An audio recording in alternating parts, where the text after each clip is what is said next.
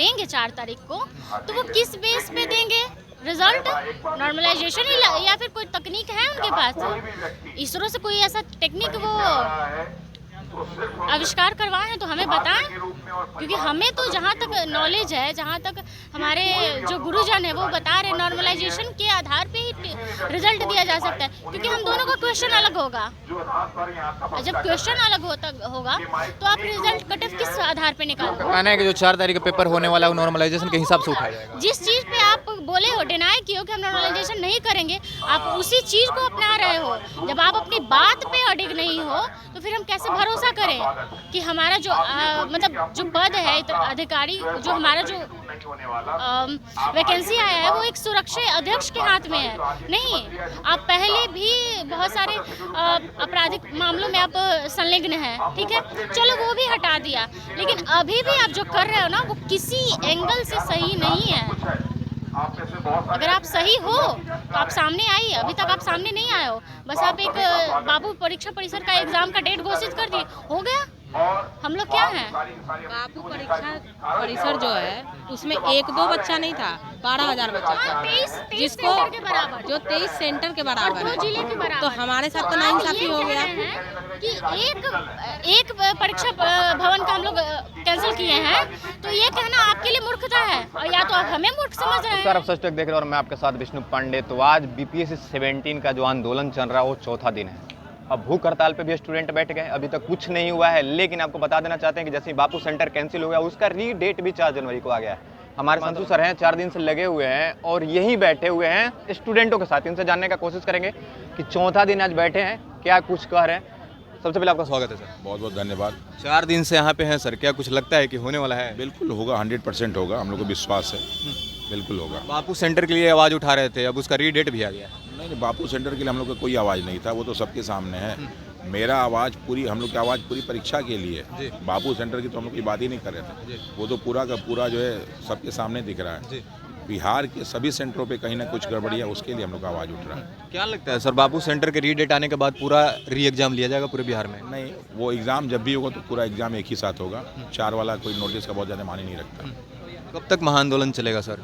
महाआंदोलन नहीं है, ये हम लोग का सत्याग्रह है और अपनी मांग जब तक पूरी नहीं होगी तब तक चलेगा। कल जब हम आए यहाँ से लाइव अपडेट दे रहे थे तो स्टूडेंट का कहना है कि बैठ गए हैं, अब क्या कुछ होगा? ये भूख हड़ताल नहीं है, हम लोग का रोजा और व्रत है और हम लोग की तपस्या हो रही है। ये तो जब तक मांग नहीं हुई तब तक तपस्या चलता रहेगा। चलिए, सर का कहना है कि जब तक हम री एग्जाम पूरे सेंटर को नहीं करवा देते हैं बिहार में, तब तक हमारा यहाँ से आंदोलन चलते रहेगा और हम भूख हड़ताल पे बैठे हुए हैं। लेकिन काफ़ी सारे लोग हैं, इनसे भी हम जानने का कोशिश करेंगे कि क्या कुछ अब तक 4 दिनों में हुआ है, नहीं हुआ है। इस भाई से भी हम जानने का कोशिश करेंगे। कहाँ से आए हैं? पटना से। कौन सा सेंटर आपका था? मेरा सेंटर समस्तीपुर था। क्या लगता है कि उस सेंटर में भी ऐसा कुछ था क्या? नहीं, देखिए, हमारे सेंटर पे तो एग्जामिनेशन अच्छे तरीके से हुई, लेकिन हर सेंटर पे नहीं हुई। मेजर सेंटर पे ऐसा था कि कहीं क्वेश्चन डिले हुआ क्वेश्चन मिलने में, कहीं क्वेश्चन टाइम से पहले ले लिया गया, और अभी जो हो रहा है कि पटना बापू परीक्षा परिसर वाला जो एग्ज़ाम हुआ वहाँ को तो कैंसिल हो गया। लेकिन हमारा पूछना ये है कि आप जब रिजल्ट दोगे तो आप किस तरीके से रिजल्ट पब्लिश करोगे? आपको तो नॉर्मलाइजेशन ही फॉलो करना होगा। जो आयोग नॉर्मलाइजेशन तो 6 तारीख को हटा दिया गया, अप्रूवल भी आ गया। अप्रूवल तो आ चुका है, लेकिन मेरा सवाल ये है आयोग से कि आप जो 4 तारीख को 4 जनवरी को जो आप एग्ज़ाम लेने जा रहे हो बापू सेंटर का, बापू परीक्षा परिसर का, तो उसका रिजल्ट आप कैसे दोगे? 12,000 बच्चों का, वो तो पूरा एक डिस्ट्रिक्ट हो गया ना, वो एक सेंटर है ही नहीं। 2 डिस्ट्रिक्ट का उसमें बैठे हुए थे, 2 डिस्ट्रिक्ट का बैठे। देखिए, मेरा कहना यह है कि एक सेंटर पे 500 के ऑलमोस्ट 500 के लगभग बच्चे बैठते हैं, लेकिन वहाँ पे 9,500 से भी वहाँ पे 12,000 है भैया। 12,000 थे, लेकिन 9,500 प्रेजेंट हुए थे। क्वेश्चन तो उतना ही जाएगा, ये है क्वेश्चन तो उतना ही जाएगा। हाँ, आपका कहना है कि री एग्जाम फिर से लिया जाएगा, तो जो प्रेजेंट थे, एब्सेंट थे, वो भी प्रेजेंट वो भी हो जाएंगे। हमारा सिर्फ ये डिमांड है कि आप एक साथ एग्जाम लो और एक साथ रिजल्ट पब्लिश करो। मैम कहाँ से आई हैं? पटना से। कहाँ सेंटर था आपका? हाजीपुर। क्या उस सेंटर में भी ऐसा कुछ था क्या? नहीं, मेरे फिर भी आप आंदोलन कर रही हैं? बाकी से सेंटर पे हुआ है ना, मेरे पे हो चाहे नहीं। मतलब बताया जाता था कि स्टूडेंट यूनिटी हमेशा रहता है, तो रहता है क्या? रहेगा, ऑब्वियसली रहेगा। आपको दिख नहीं रहा है, यहाँ पे सब अलग अलग सेंटर्स हैं, जरूरी नहीं है कि सबके सेंटर पे ये हुआ है, लेकिन हुआ है तो सबका एक साथ एग्जाम होगा। आज आंदोलन का चौथा दिन है, फिर भी आप लोग डटे हुए हैं वैसे ही जैसे पहला दिन था, एनर्जी उतना ही है, क्या कुछ लगता है कि होगा? पॉइंट ये है कि जो आदमी गलत नहीं रहता है वो कभी नहीं झुकता है, तो हम लोग नहीं झुकेंगे, आयोग को तो झुकना पड़ेगा। आयोग को तो झुका दिए। बापू सेंटर पे आ रहा था कि पेपर लीक हो गया, बापू सेंटर कैंसिल भी होगा, उसका रीडेट भी आ गया, तो ये तो आयोग झुका ही ना। नहीं, आयोग को झुकाना इसका मतलब ये नहीं है कि आप नॉर्मलाइजेशन ला ही दीजिएगा। आज बापू सेंटर का एग्ज़ाम कहीं और होगा और हम लोग का एग्ज़ाम हो चुका है, तो ये तो अलग अलग हो गया। तो आप कैसे ये पैमाना तय करेंगे कि उसका क्वेश्चन इजी है या मेरा क्वेश्चन इजी है? ये तो नहीं होगा, उसका अलग मेरा अलग और नौकरी एक ही, तो ये तो गलत बात है ना। अच्छा, क्वेश्चन की बात आ रही है मैम, हमने काफ़ी सारे लोगों से बात किया, जिस दिन पेपर आपका था उस दिन हम सेंटर पे भी जाकर बात की, लेकिन लोगों का कहना यही था कि क्वेश्चन बड़ा इजी पूछा गया था। क्वेश्चन सर जो सच्चाई बात है, दरोगा सिपाही के लेवल का क्वेश्चन था, उससे भी नीचे आप मान लीजिए तो मान लीजिए, क्योंकि हम लोग तैयारी बहुत ऊपर तक किए थे। आयोग ने एक स्टेटमेंट पास किया था कि इस बार क्वेश्चन यूपीएससी के लेवल का पूछा जाएगा। जरा आप उनसे पूछिएगा कि 99 का क्वेश्चन पूछ रहे हैं क्या, उस वक्त भी यूपीएससी में ऐसा क्वेश्चन नहीं पूछा होगा। वैसे 150 क्वेश्चन में आपने कितना क्वेश्चन किया? मेरा 140 अटेम्प्ट था, डर के कारण हम 140 अटेम्प्ट किए हैं। मेरा जो सही है वो 100 है, लेकिन नेगेटिव मार्किंग अगर आप जोड़ें तो मेरा नहीं होगा, क्योंकि मेरा डर ये था कि जब इतना इजी क्वेश्चन है तो कट ऑफ तो बहुत ऊपर जाएगा, तो मेरा तो बहुत नेगेटिव हो गया ना। तो मेरा हो चाहे नहीं हो, हम मान ही नहीं पा रहे कि मेरा एग्ज़ाम सही हुआ है। मतलब फिर से आप सोच रहे हैं कि एग्जाम दें और फिर से दें? हाँ। चलिए, और काफ़ी सारे लोग, सॉरी मैम है, इनसे जानने की कोशिश करेंगे। हेलो मैम, आप कहाँ से आई हैं?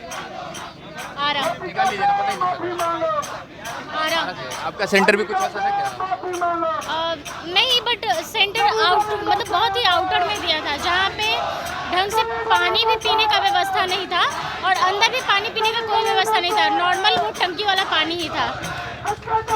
पानी पीने की व्यवस्था नहीं था, इसलिए आप अनशन पे बैठे गए? सॉरी, इसलिए आप अनशन पे बैठे हुए हैं? नहीं, उसके लिए नहीं, आपको पता ही हम लोग अनशन पे क्यों बैठे हुए हैं, री एग्ज़ाम के लिए बैठे हुए हैं, ना कि पानी की व्यवस्था के लिए। वो करवाएं अथवा नहीं करवाएं, उतना है कि हम लोग खुद से पानी पी सकते हैं। बस आप एक हमारा जो अनुरोध है उसको सुन लीजिए और री एग्ज़ाम करवा दीजिए। और री एग्ज़ाम जब आप लेंगे तो उसमें पारदर्शिता को मद्देनज़र रखते हुए और फिर एग्ज़ाम लीजिए, क्योंकि जैसा आपको पता ही होगा कि एक राष्ट्र एक चुनाव, तो एक आयोग एक एग्ज़ाम होना चाहिए। आप एक आयोग हो करके, बिहार बीपीएससी हो करके आप मल्टीपल एग्ज़ाम क्यों ले रहे हैं मल्टीपल स्टूडेंट के साथ? पहले आप नॉर्मलाइजेशन को लेकर के कंट्रोवर्सी में घिरे हुए थे, अब आप इस चीज़ को लेकर कंट्रोवर्सी, आप डे 1 से ही इसी में घिरे हुए हो। हम नॉर्मलाइजेशन की बात कर रहे हो तो 6 तारीख को तो अप्रूवल आ गया कि नॉर्मलाइजेशन आपका खत्म कर दिया गया है। फिर भी तो अभी जो वो एग्ज़ाम लेंगे 4 तारीख को, तो वो किस बेस पे देंगे रिजल्ट? नॉर्मलाइजेशन या फिर कोई तकनीक है उनके पास? इसरो से कोई ऐसा टेक्निक वो आविष्कार करवाएं तो हमें बताएं, क्योंकि हमें तो जहाँ तक नॉलेज है, जहाँ तक हमारे जो गुरुजन है वो बता रहे, नॉर्मलाइजेशन के आधार पे ही रिजल्ट दिया जा सकता है, क्योंकि हम दोनों का क्वेश्चन अलग होगा।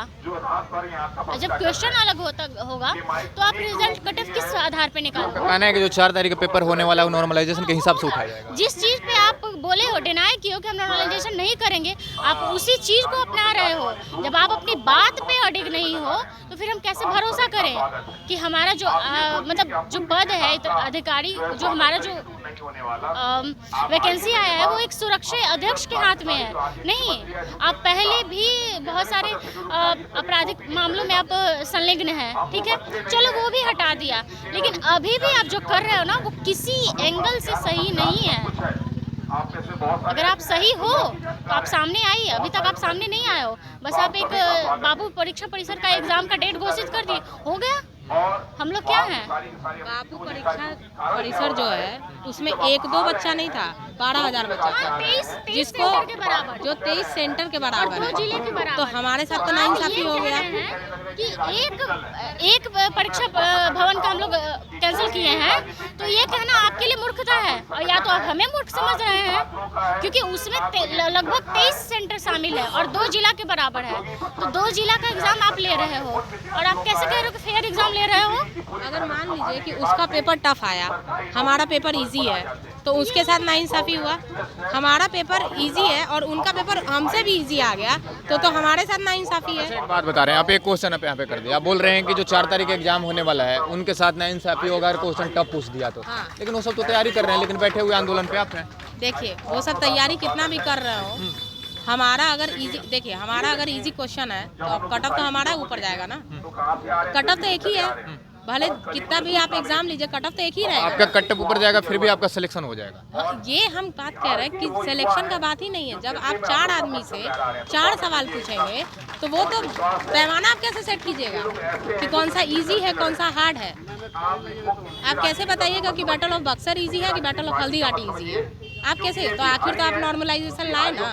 अब आपका मन करेगा कि उसमें इजी क्वेश्चन दे दें, तो फिर धांधली होगा कि नहीं होगा? आप सच्चाई बताइए। जब 4 आदमी से 4 सवाल पूछा जाएगा तो ये तो धांधली वाला बात हुआ कि नहीं हुआ?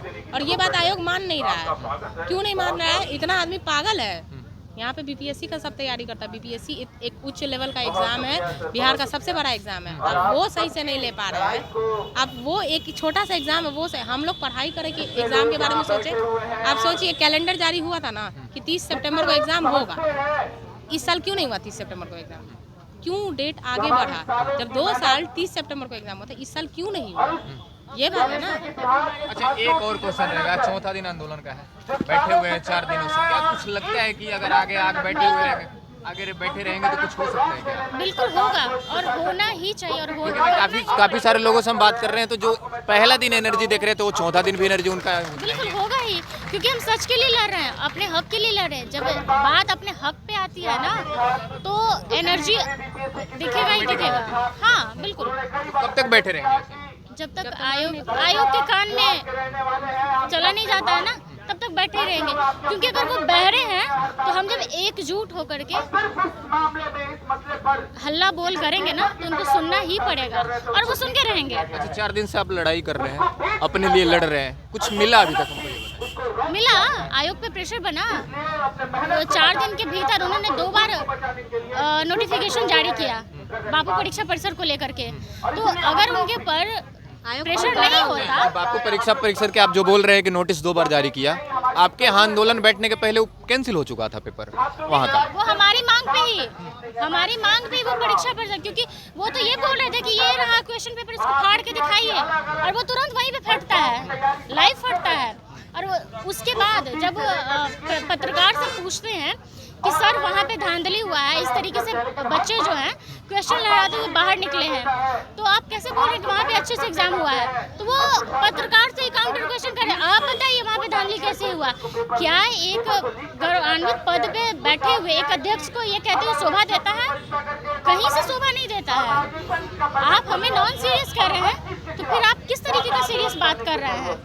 किस तरीके का सीरियस बात कर रहे हैं? पहली बार जब फॉर्म भराया तो 80,000 बच्चों का फॉर्म नहीं भराया था। उस वक्त इन्होंने कहा कि 4 लाख बच्चों के लिए 80,000 को मतलब 80,000 बच्चों के लिए 4 लाख को कष्ट नहीं देंगे।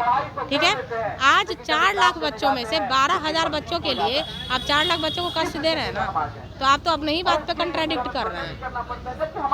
चलिए, इनका कहना है कि जिस आंदोलन में हम 4 दिनों से बैठे हुए हैं, वो हम आंदोलन जब तक री एग्जाम का डेट हमारे पूरे बिहार में नहीं आ जाता, पूरे सेंटर को कैंसिल नहीं कर दिया जाता, तब तक हम इसी जगह पे बैठे रहेंगे। और एक बात आपको बता देना चाहते हैं कि कल से इन लोग भूख हड़ताल पे बैठे हुए हैं। कल से यहाँ खाना भी नहीं खाए, पानी भी नहीं, फिर भी इनके अंदर जो एनर्जी पहला दिन आपको दिखाए थे, वही एनर्जी आज 4था दिन भी है। तो उसे बता देना चाहते हैं कि इनका कहना है कि जो बापू सेंटर को कैंसिल करके री एग्जाम लिया गया, नॉर्मलाइजेशन को 6 तारीख को हटा दिया गया था, लेकिन नॉर्मलाइजेशन के पर्पज से उस बच्चे का नंबर देंगे या हमारे साथ जो होगा वो नाइंसाफी होगा, क्योंकि हमारा जो एग्जाम था वो इजी क्वेश्चन था, उनके लिए जो क्वेश्चन आएगा वो टफ हो जाएगा, और उनके हिसाब से जो नंबर उठाए जाएंगे वो नॉर्मलाइजेशन के हिसाब से। क्या इनके पास कोई मशीन है कि कट ऑफ अपने हिसाब से जारी करेंगे? तो नॉर्मलाइजेशन को हटा के आप बोल रहे हैं कि नॉर्मलाइजेशन के हिसाब से हम नंबर आंसर आपको देंगे, तो हम जब तक लड़ते रहेंगे जब तक पूरा सेंटर कैंसिल ना हो जाए। सारी चीजों को लेकर आप कुछ क्या कहते हैं कमेंट बॉक्स में जरूर बताएं और देखते रहे सच तक न्यूज़।